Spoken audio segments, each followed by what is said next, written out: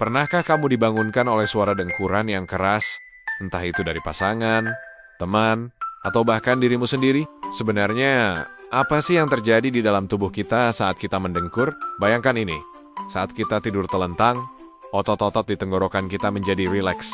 Kadang-kadang, saking rileksnya, pangkal lidah kita bisa sedikit jatuh ke belakang dan menyumbat sebagian jalan napas. Nah, udara yang berusaha lewat celah sempit inilah yang menghasilkan getaran dan suara dengkuran yang kita kenal. Tapi tenang, ada solusi mudahnya kok. Coba deh ganti posisi tidurmu menjadi miring. Dengan posisi ini, gravitasi akan membantu menjaga lidah tetap di tempatnya, sehingga jalan napas jadi lebih terbuka dan lancar. Tidur jadi lebih nyenyak, dan orang di sebelahmu pasti berterima kasih.